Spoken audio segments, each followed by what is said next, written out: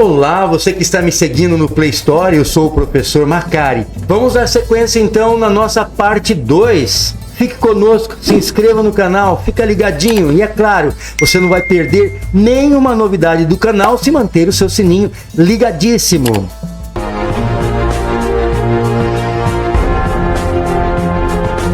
A partir do século VII, vai começar a se formar então a religião islâmica. O islamismo se espalha por toda a Europa, eles conquistam territórios na Europa e no norte da África e começa uma batalha muito acirrada entre muçulmanos e cristãos. Por conta dessa perseguição aos cristãos, com os judeus, os muçulmanos eram mais maleáveis. Desta forma, os judeus acabaram, claro, mediante pagamento de altos impostos, sofrendo menos com as perseguições dos muçulmanos.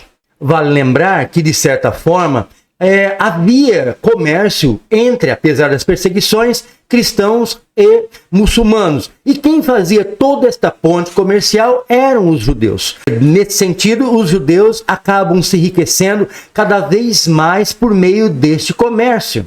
Mas vêm as cruzadas católicas com uma proposta: reconquistar os territórios europeus que estavam sob domínio muçulmano e, é claro, reconquistar a cidade de Jerusalém da mão dos muçulmanos. Começa-se então ali também uma perseguição de cristãos contra muçulmanos e os judeus. E esses povos judeus acabam tendo que sair, principalmente no período em que a Espanha e Portugal, católicos, expulsam todos os judeus dos seus territórios. Muitos vão para a América do Norte, para a América do Sul, outros vão para regiões diversas do mundo. Começa então um novo espalhamento do povo judeu pelo mundo.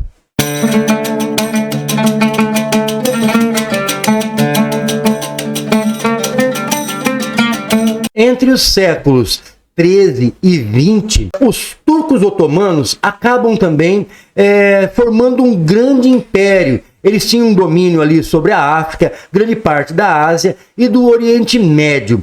Neste sentido, os judeus acabam novamente tendo ali uma maior tolerância por conta da religião. Vale lembrar que os turcos otomanos, eles não são absolutamente povos árabes. Na verdade, o que eles têm em comum é a religião islâmica. No final do século XIX, o jornalista húngaro Theodor Herzl, ele vai então criar ali um movimento para tentar resgatar, por conta dele ser de origem judaica, o Estado judeu. Esse movimento se chamava sionismo, ou movimento sionista.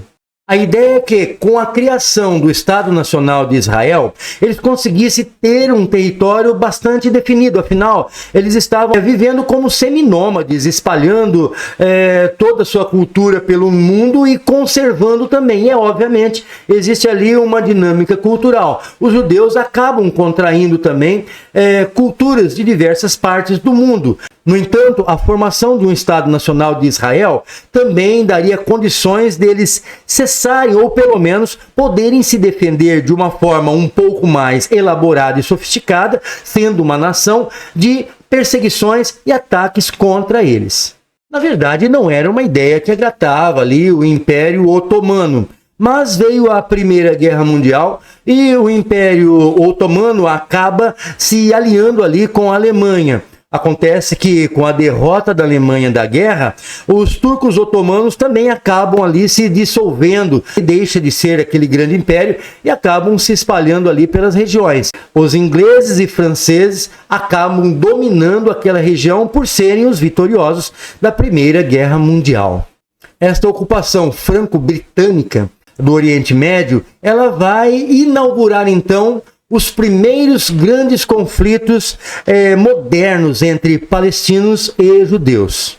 Os povos árabes foram ganhando mais autonomia no Iraque, na Transjordânia, e é claro que na região do Oriente Médio, onde atualmente é Israel e Palestina, existiam muitas comunidades palestinas. O movimento sionista, ele acaba atraindo judeus do mundo todo, e eles adquirem muitas terras, compram muitas terras na região, e isso não agradava de forma alguma a questão do apoio britânico à formação de um Estado judeu. Os palestinos daquela região definitivamente não gostaram dessa ideia. E vale lembrar que os britânicos prometeram também uma unificação dos países árabes, que não aconteceu. E, no entanto, o Estado de Israel, com o apoio britânico, aconteceu. Tudo isso aí são fagulhas que vão dando motivos para os conflitos. Começa, então, um acirramento dos conflitos entre palestinos, judeus, árabes, e dentre todos esses povos, tinham grupos extremistas, tanto de um lado quanto do outro. Como os povos árabes são muito maiores do que o povo judeu, então perder uma guerra ali significa ser dizimado da região, significa dizer que Israel não mais existirá. E nesse sentido, Israel acaba encontrando grande apoio ali do Ocidente. E isso faz com que agrave mais a situação ainda, porque, obviamente, os países árabes não gostam desta presença ocidental na região. Mas um fato faz com que os povos judeus sejam favorecidos no estabelecimento de um Estado nacional. O Holocausto acontecido principalmente na Alemanha durante a Segunda Guerra Mundial. Mais de 6 milhões de judeus, por perseguições, eles foram assassinados, principalmente na Alemanha. Isso fez com que sensibilizasse o mundo da necessidade dos judeus terem um território definido para eles. Os povos britânicos, aos poucos, vão se afastando dessa situação e transferindo essa responsabilidade para a recém-criada ONU, Organização das Nações Unidas, que vai trabalhar para que aconteça o Estado de Israel, que se consolidará em 1948, pós-final da Segunda Guerra Mundial. Na perspectiva da ONU, os judeus ficariam com os territórios que eles haviam ocupado ali no Oriente Médio. E era um grande território. Eles correram muito para que adquirissem muitas terras, ficando territórios menores para os palestinos. Mas Jerusalém, a cidade sagrada tanto para palestinos como para judeus, esta ficaria sob o controle internacional. Seria um lugar neutro. Não seria um lugar nem de judeus e nem de palestinos, mas ficaria num controle das instituições internacionais. Para os judeus, tudo ok, tranquilo, mas não foi aceita essa proposta pelos palestinos. O conflito, então, de palestinos em não aceitar a presença de judeus na região se intensifica muito, dando ali início ao que vai ser chamado, uma vez estabelecido o Estado de Israel, de Guerra da Independência, causando a morte de milhares de pessoas. Os palestinos vão chamar esse evento de Nakba, ou seja, uma tragédia que aconteceu com os palestinos. Afinal, além de terem muitas comunidades palestinas destruídas nesta guerra, eles tiveram também o afastamento da região de mais de 750 mil palestinos. Entre 1947 e 1949, vai ter ali a Guerra Árabe-Israelense, ou seja, os povos árabes se unem e todos começam a atacar literalmente Israel. Não querem a presença de uma democracia ali na região, uma vez que Israel tinha o apoio do Ocidente. Seria uma porta aberta para a entrada ocidental, tanto nas questões políticas, econômicas, culturais, nas regiões do Oriente Médio.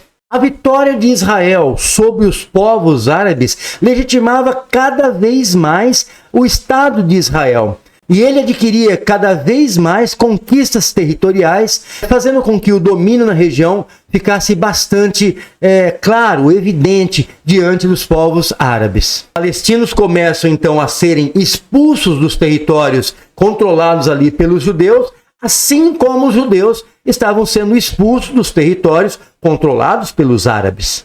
Em 1967, tropas egípcias se aproximam da fronteira de Israel e Israel antecipa o ataque ao Egito. Israel consegue derrotar o Egito, os jordanienses e também toda a Síria, fazendo com que em 6 dias ela consolidasse a sua vitória. É a famosa Guerra dos 6 Dias de 1967. Os territórios israelenses praticamente dobram de tamanho e muitos assentamentos israelenses estão dentro de territórios palestinos. Isso fez com que a ONU se pronunciasse contra esse tipo de situação através da resolução 242, aonde ela vai falar contra essas ocupações que ocorriam em territórios palestinos por parte dos israelenses. Em 1973, o Egito e a Síria se reorganizam e novamente atacam Israel. Só que dessa vez com o apoio soviético. Lembre-se, o contexto mundial ali era da Guerra Fria. No entanto, de nada resolveu. Israel tem a vitória sobre eles com o apoio dos Estados Unidos. Foi a famosa Guerra do Yom Kippur, que durou nada mais nada menos do que 18 dias, dando a vitória maciça de Israel e também tendo números absurdos de pessoas mortas e feridas. Por conta disso, a Arábia Saudita, os povos árabes, aumentaram em 70% o preço do barril de petróleo, fazendo com que uma crise de petróleo se estabelecesse em todo o Ocidente. E é neste momento que nós estamos aqui num período militar, no grande milagre econômico, que a crise se instala também no Brasil, por conta da alta do preço do petróleo aqui no Ocidente. Tempos depois, Israel vai assinar um acordo de paz com o Egito, devolvendo toda a península do Sinai ao Egito. Lembre-se, a península do Sinai é enorme, ela quase é maior do que as terras que tinham em Israel. No entanto, Israel declarou que Jerusalém seria a capital de Israel. A presença israelense no meio dos palestinos, a falta de água constante no meio do povo palestino, fez com que em 1987 ocorresse a primeira intifada, ou seja, uma manifestação violentíssima pública nas ruas em toda a região de palestinos querendo a expulsão dos judeus de seus territórios.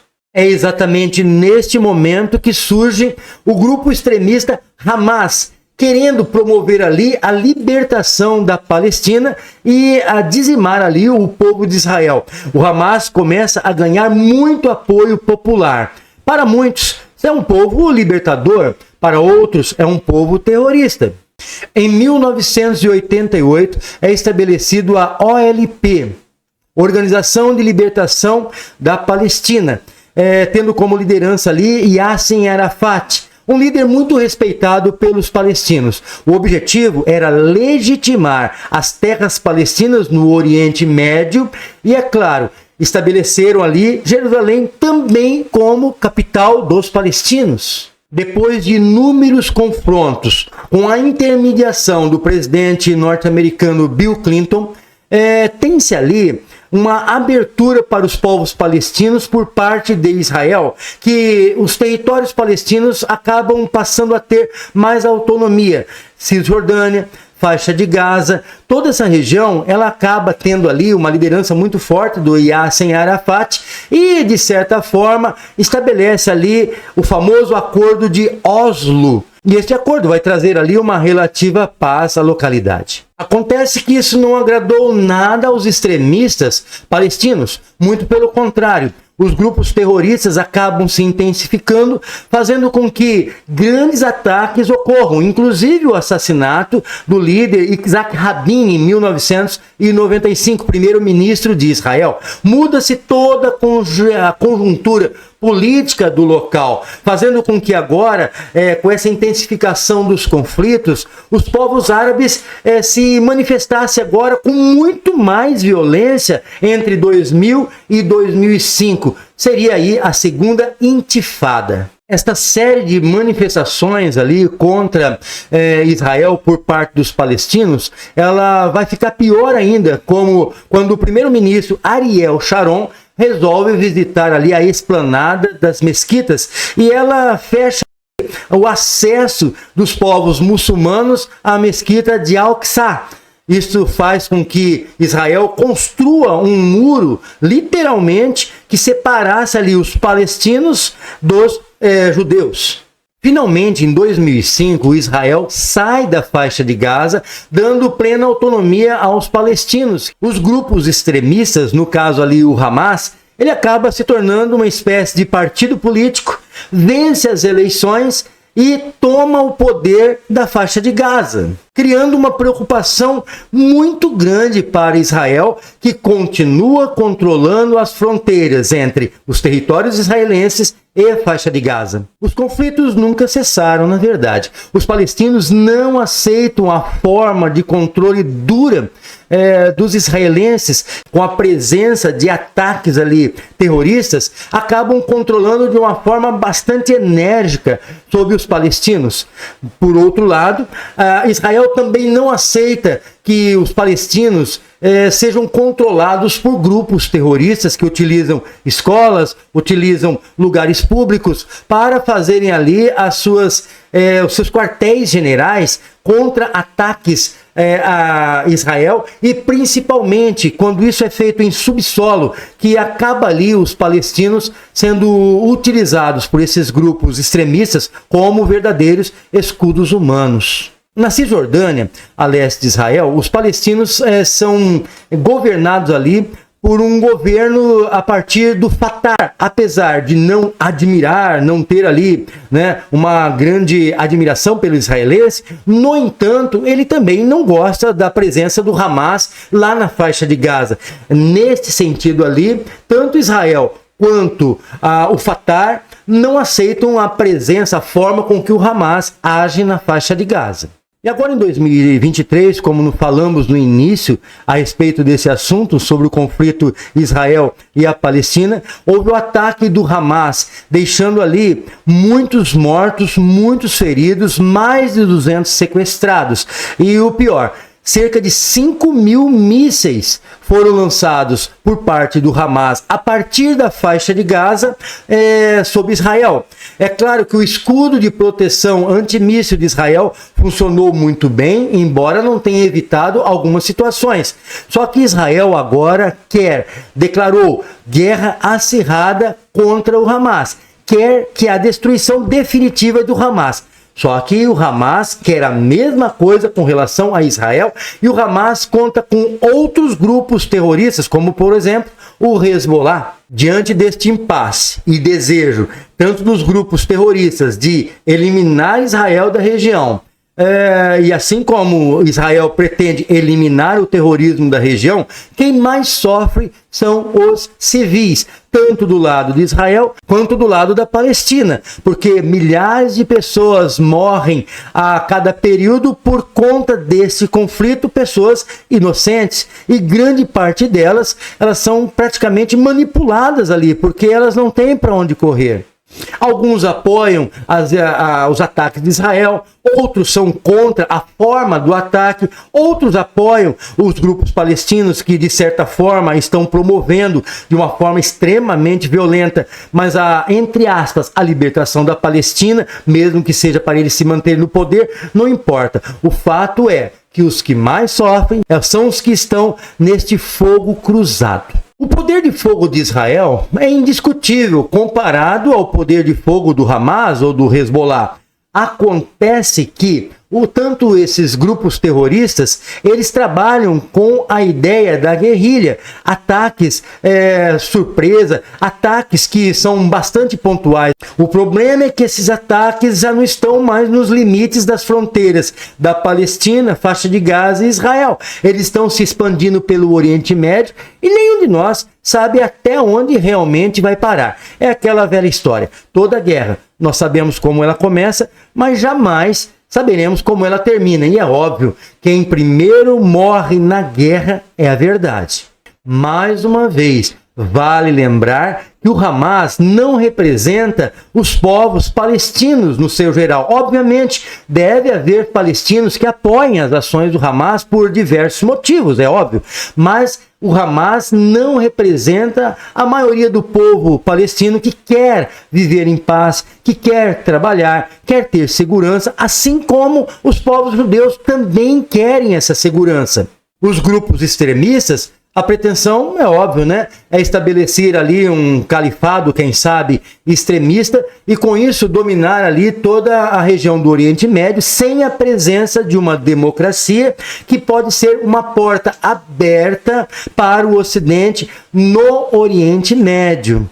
A preocupação é se esses povos eles vão se limitar apenas aos grupos que estão envolvidos no conflito ou vai se estender também a outros grupos, como por exemplo os cristãos. Será que a presença de cristãos em territórios onde tem esses grupos terroristas, ela alegra esses grupos ou causa algum tipo de sentimento contrário?